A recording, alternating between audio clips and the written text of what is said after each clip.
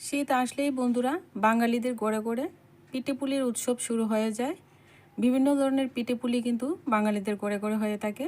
তো আজকে আমি শুধুমাত্র চালের গুঁড়ি আর গুড় দিয়ে খুব সুন্দর তেলের পিঠা আজকে করে দেখাবো। পারফেক্ট ব্যাটার কিভাবে তৈরি করবেন এই ফুলকো পিঠা তৈরি করার জন্য সব টিপস অ্যান্ড ট্রিক্স কিন্তু এই ভিডিওতে দেখতে পাবেন বন্ধুরা। ভিডিওটা পুরোটা দেখবেন, আশা করছি ভালো লাগবে। এইরকম ফুলকো তেলের পিঠা কিন্তু বাড়িতে ঝটপট আপনারা করে নিতে পারবেন, খুব সহজ বন্ধুরা। ভিডিওটা পুরোটা দেখবেন, খুব সহজভাবেই কিন্তু তৈরি করে দেখাবো। ঘরে থাকা দুটি উপকরণ দিয়ে কিন্তু এই সুন্দর পিঠে আপনারা তৈরি করে খেতে পারবেন। দেখুন বন্ধুরা, আমি অল্প পরিমাণে একটু গুড় নিয়েছি। তো গুড়টাকে একটা গ্রেটার দিয়ে গ্রেট করে নিচ্ছি। আপনারা কিন্তু বটি দা দিয়ে একটু টুকরো টুকরো করে নিতে পারেন, এতে করে ব্যাটারটা তৈরি করার সময় খুব সুবিধা হবে। তার জন্য কিন্তু গ্রেট করে নিচ্ছি আমি। দেখুন বন্ধুরা, কত সুন্দর করে কিন্তু কুচি করে নেওয়া হয়ে গেছে। তো এইভাবে গ্রেটার দিয়ে করলে একটু তাড়াতাড়ি হয়ে যায়।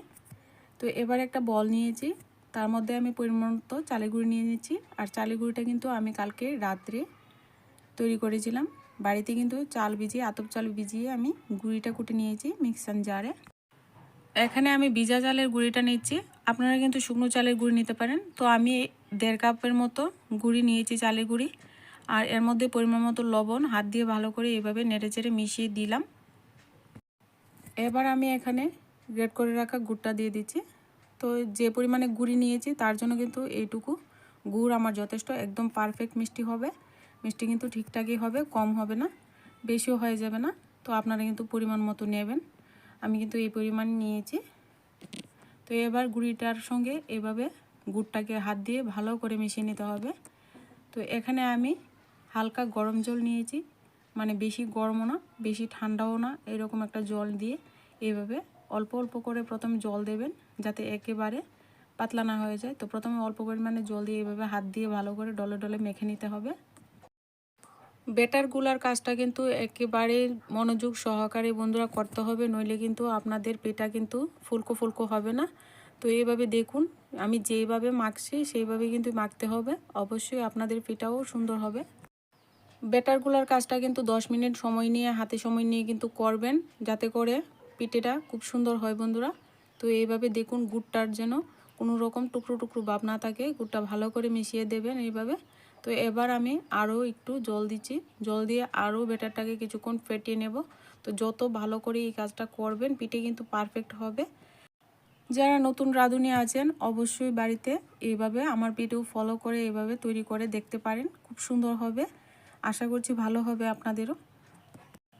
চ্যানেলে যারা নতুন ভিডিও দেখছেন চ্যানেলটিকে সাবস্ক্রাইব করে চ্যানেলের পাশে থাকা বেল আইকনটি বাজিয়ে দেবেন। যখনই আমি কোনো ভিডিও আপলোড করব আপনারা সাথে সাথেই নোটিফিকেশনটা পেয়ে যাবেন। ব্যাটারের ঘনত্বটা কিন্তু এই রকম রেখেছি, উপর থেকে ছাড়লেই দেখবেন মিশে যাচ্ছে। এই রকম রেখে কিন্তু গুলে নিতে হবে। এদিকে আমি চুলায় একটা কড়াই বসিয়ে দিয়ে, আমি লোহার কড়াই বসিয়ে দিয়েছি, আপনারা যে কোনো কড়াইতে কিন্তু পিঠেটা ভাজতে পারবেন। আর এবার দেখুন সাদা তেল দিয়েছি, তেলটাকে ভালো করে গরম করে নিতে হবে, যেন একেবারে কম গরম না হয়, এইদিকে কিন্তু খেয়াল রাখতে হবে। এবার 1 হাতা ব্যাটার নিয়ে এইভাবে গরম তেলের মধ্যে ছেড়ে দেবেন। তো দেখুন পিঠা কিন্তু নিচে থেকেই ফুলে উপরে উঠে আসবে, তো একটু অপেক্ষা করবেন। তো দেখুন বন্ধুরা, কত সুন্দর কিন্তু পিঠে হয়ে গেছে। শুধুমাত্র চালের গুঁড়ি আর গুড় দিয়ে কিন্তু এই পিঠে হয়ে যায়। ছোটোবেলায় দেখতাম মা সারা রাত লাগিয়ে 1 বল পিঠে তৈরি করতো, সকালে উঠে দেখতাম 1 বল পিঠে তৈরি করেছে। তো একটা একটা করে পিঠে এইভাবে কিন্তু তৈরি করতো। আর আজকাল তো এখন পিঠে কমই খায় বাচ্চারা। তো দেখুন বন্ধুরা, খুব সুন্দর করে কিন্তু এইভাবে ভেজে নেবেন। আর চুলার আঁচটাকে যেন বেশি হাইতে না রাখেন, মিডিয়াম একটা হাইতে রাখবেন, যেন তেলটা ঠিকঠাক গরম থাকে, না থাকলে কিন্তু পিঠেগুলি ফুলতে যাবে না, পিঠেগুলি কম ফুলবে। এইভাবে কিন্তু পিঠেগুলি আমি ভেজে তুলে নিচ্ছি। দেখুন বন্ধুরা কত সুন্দর হয়েছে। আবারও আরেকটা পিঠে তৈরি করে দেখিয়ে দিচ্ছি। তো এইভাবে যতবার পিঠাটা দেবেন ততবারই একটু নাড়া দিয়ে নেবেন। আশা করছি বন্ধুরা আপনাদের বুঝতে কোনো রকম অসুবিধা হচ্ছে না। আর যদি কোনো রকম অসুবিধা থাকে আপনারা কমেন্ট করতে পারেন, আমি কিন্তু রিপ্লাই দিয়ে দেব।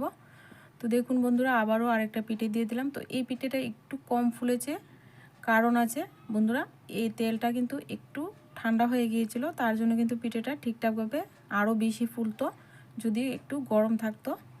তো চুলার আঁচটা একটু কম ছিল, তার জন্য কিন্তু কম ফুলেছে।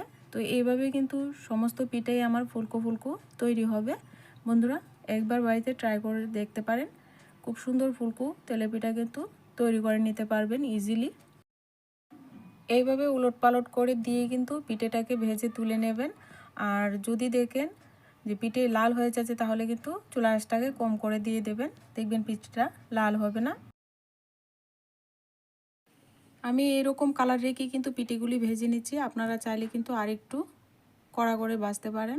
তো দেখুন বন্ধুরা কত সুন্দর সুন্দর ফুলকো ফুলকো পিঠে কিন্তু আমার দুটো পিঠে হয়ে গেছে।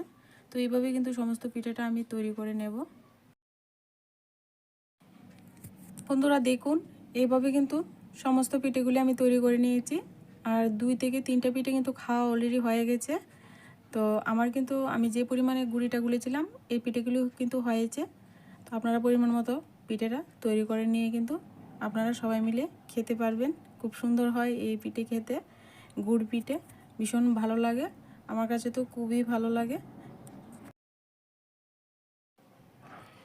একটা পিঠা আমি ভেঙে দেখিয়ে দিচ্ছি ভিতরটা কেমন হয়েছে বন্ধুরা।